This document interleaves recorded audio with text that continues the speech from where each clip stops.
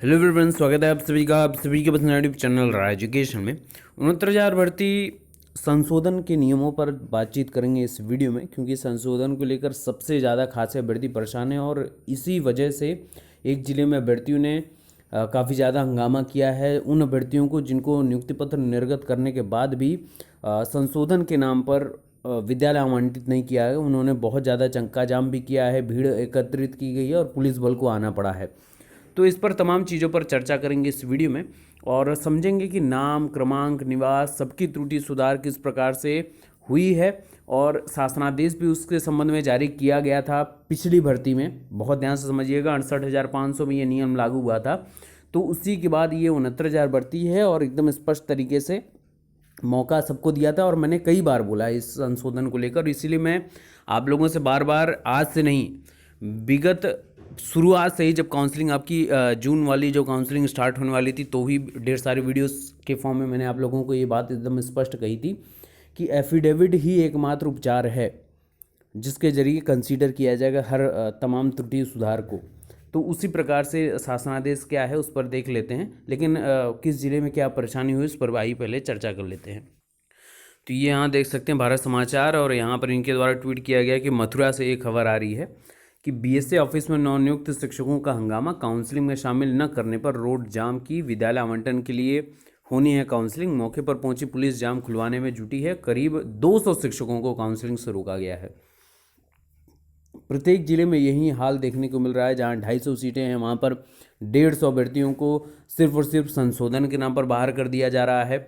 जहां पर 500 सीटें हैं वहां पर 157 लोगों को निकाल के बाहर कर दिया जा रहा है। तो ये बहुत इंपॉर्टेंट बात है कि अभ्यर्थियों को अंतर्मन में ये प्रश्न चिन्ह सबसे बड़ा उठा हुआ है कि संशोधन का मामला कब सॉर्ट आउट होगा। तो इसको लेकर बड़ी अपडेट मैं बता रहा हूँ कि 68,500 शिक्षक भर्ती में अलग से शासनादेश जारी किया गया था, जिसमें संशोधन से संबंधित जो भी चीज़ें हैं उसको कंसीडर होने की बात की गई। तो आप लोगों की ये जिम्मेदारी है और नैतिक जिम्मेदारी है सबकी। इसीलिए मैं बार बार 69,000 भर्ती की बात करता हूँ एक साथ, न सिर्फ 31 के की बात करता हूँ, न 37 के की। क्यों? क्योंकि एकजुटता में ही सबकी भलाई है। आपस में टूटेंगे तो खुद स्वयं आप परेशान होंगे उसके लिए। तो इस बात की आपकी ऊपर जिम्मेदारी है कि आप कितनी एकजुटता बनाते हैं। बहरहाल आइए पहले शासनादेश पर चर्चा कर लेते हैं। तो ये शासनादेश है सचिव बेसिक शिक्षा परिषद इलाहाबाद जिला बेसिक शिक्षा अधिकारियों को समर्पित किया गया था।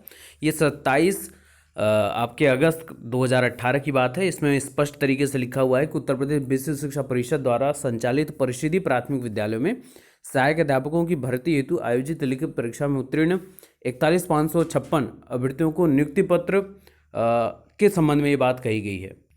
और इसके बाद भी एक शासनादेश इसके बाद जो जारी हुआ था, जिसमें स्पष्ट तरीके से क्या क्या चीज़ें मेंशन की गई थी उस पर भी चर्चा करेंगे। और ये सचिव उत्तर प्रदेश बेसिक शिक्षा परिषद जो 27 तारीख को ये जारी किया गया था उनके द्वारा। तो उन्हीं का पत्र जिस प्रकार से यूपी टीटी में हुआ था, है ना, संशोधन को लेकर आप लोगों के तमाम प्रश्नों के उपचार में मैंने आप लोगों को एक बात एकदम स्पष्ट बताई थी कि ये सचिव के द्वारा ही जारी किया गया था। बात संशोधन को लेकर समस्या नहीं होने वाली है। और अगले दिन आपको न्यूज़पेपर में हर जगह ये बात निकल गई, शासनादेश भी देर रात निकल गया कि कोई भी परेशान होने वाली बात नहीं है। उसी प्रकार से यहाँ पर जितनी भी त्रुटियाँ हैं उसको लेकर तनिक भी कह सकता हूँ कि 1% भी परेशान नहीं होना है। बस संख्या बल बुलाकर परिषद पर ज्ञापन देना है कि आपके द्वारा ही पिछली भर्ती में त्रुटि सुधार के लिए काम किया गया था। क्या क्या काम किया गया है आइए ध्यानपूर्वक सुन लेते हैं। सबसे इम्पोर्टेंट बात कि 68,500 में सबसे पहले बार में 41,556 लोगों को ऑनलाइन प्रक्रिया के लिए गतिमान किया गया। और इसके अंतर्गत जितने भी अभ्यर्थी हैं उन्होंने अपनी अपनी बातें प्रदर्शित की हैं ऑनलाइन में, और वो परिवर्तन किया जाना संभव नहीं है उसमें। ठीक है ना, इसमें स्पष्ट लिखा हुआ है कि अभ्यर्थियों के ऑनलाइन आवेदन पत्र में पूर्व से भरे गए प्रदर्शित किए गए हैं और जो पहले से उनके डिटेल है, अब जिसमें अभ्यर्थी द्वारा किसी प्रकार का परिवर्तन किया जाना संभव नहीं है, तो उक्त के संबंध में कतिपय अभ्यर्थियों द्वारा संज्ञान में लाया गया है कि त्रुटिवश उनके पिता के नाम, अनुक्रमांक, अंकपत्र क्रमांक इत्यादि में त्रुटियां हो गई हैं, जिन्हें संशोधित करने पर विचार कर लिया जाए। ये बात मैंने कई बार बोली थी कि काउंसलिंग में कई ऐसे जिलों में ऐसी भी चीज़ें देखी गई थी पिछली भर्ती में। इसलिए मैं बार बार पूरी कॉन्फिडेंट होकर आप लोगों की बात हमेशा आश्वस्त करता आया हूँ कि जिला चयन समिति ने कई बार कंसीडर किया है, और न सिर्फ आपका कह सकते हैं कि नाम क्रमांक, इतना प्राप्तांक पूर्णांक वालों को भी कंसीडर किया गया है। तो तनिक भी परेशान नहीं होना है किसी को। हाँ, जो इनवैलिड हैं, जो फर्जी पंक्ति वाले हैं, उनको तो किसी भी हाल में कंसीडर नहीं किया जाएगा, लेकिन जो लोग मानवीय त्रुटि वाले हैं हमेशा उनकी बात सुनी जाएगी और उनको कंसीडर किया जाएगा। इस बात को तय मानिए। आगे इसमें लिखा हुआ है कि अनुक्रमांक इत्यादि में त्रुटियां हो गई हैं जिन्हें संशोधित करने पर विचार कर लिया जाए।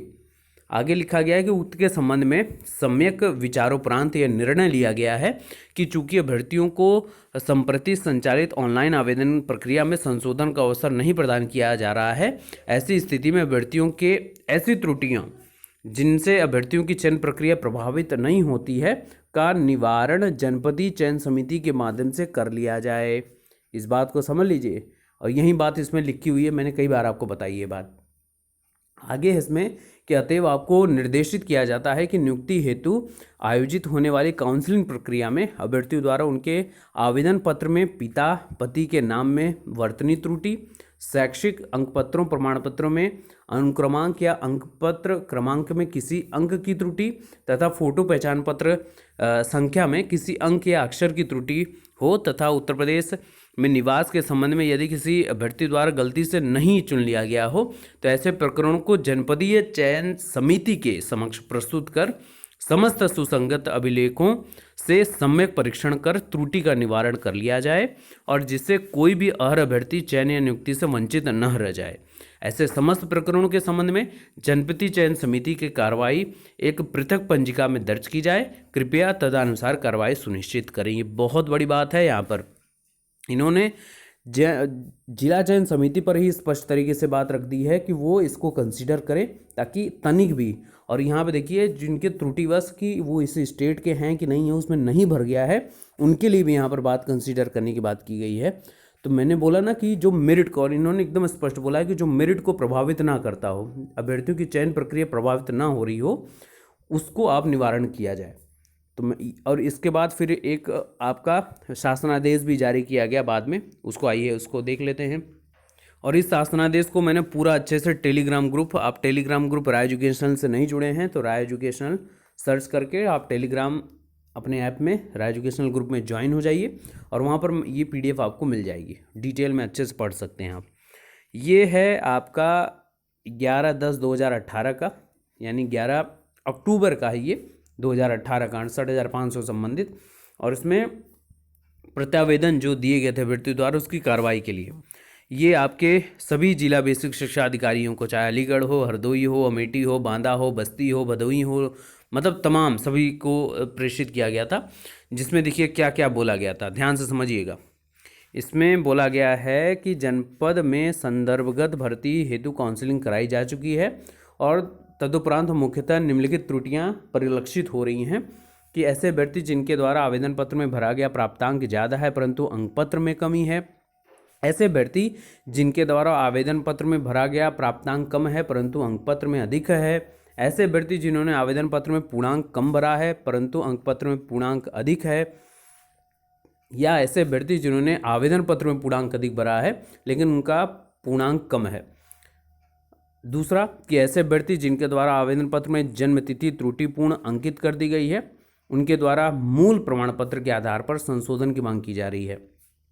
भर्ती परीक्षा हेतु प्रकाशित विज्ञापन के दिनांक को TT प्रमाण पत्र की वैधता जो 5 वर्ष होती है, किंतु नियुक्ति हेतु प्रकाशित विज्ञापन की तिथि को 5 वर्ष पूर्ण हो गए हों।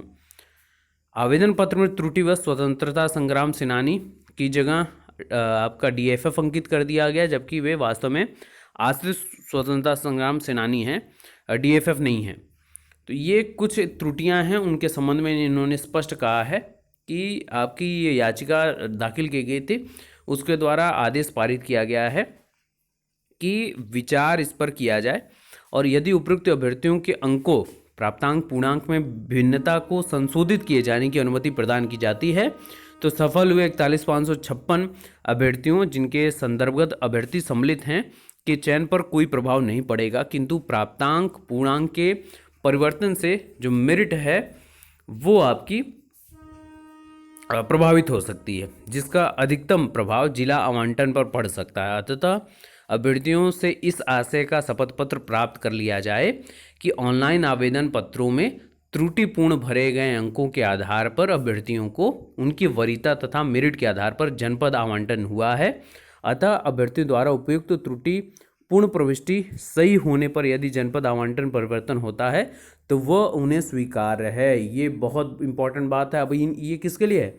जो प्राप्तांक और पूर्णांक वाले हैं ना, उनको ये बात अपने एफिडेविट में लिखकर शपथ पत्र में सबमिट करनी चाहिए कि उनका अगर जिला परिवर्तित होता है तो उनको कोई प्रॉब्लम नहीं है मेरिट अगर इफेक्ट होने के बाद। तो ये इंपॉर्टेंट बात है, और ये मैं कह रहा हूँ तभी कंसीडर होगा जब सभी अभ्यर्थियों को कंसीडर कर लिया जाएगा। वैकेंट सीटें होंगी, आपको बिल्कुल मौका मिलेगा। ये मैंने कई बार बात बोली है, लेकिन जिनसे मेरिट इफेक्ट नहीं होती है उनको तो मौका भैया मिलेगा ही मिलेगा। और तत्काल प्रभाव से ये आप उन तक परिषद पर, SCRT पर ये अधिकारियों को ये बात सूचित करेंगे। तो ये मैं टेलीग्राम ऐप में आप लोगों को प्रोवाइड कर दे रहा हूँ। और याद रखिएगा, एक भी योग्य अभ्यर्थी जो चयनित लिस्ट में है वो बाहर नहीं होगा, वरन वैकेंट सीटों पर सेकंड काउंसलिंग के लिए जो अभ्यर्थी बचे हुए हैं, वेट कर रहे हैं, उनका भी चयन होगा। और मैं हमेशा से आपके साथ स्टैंड पर, ये स्टैंड मेरा है कि मैं स्टैंड हमेशा से लेता हूं तब तक जब तक एक योग्य अभ्यर्थी जो बचे हुए हैं वो पहुंच ना जाए। तो रुकेगा कोई नहीं, बस विश्वास खुद पर बनाए रखिए और एकजुटता पर बनाए रखिए। वीडियो को शेयर ज़्यादा से ज़्यादा कर दीजिएगा ताकि ज़्यादा से ज़्यादा मित्रों तक ये बात पहुँच सके, वो सही जानकारी पा सकें और अपनी परेशानी को दूर कर सकें। ठीक है, मुस्कुराते रहिए और एकजुट रहिए। Best of luck, thank you so much.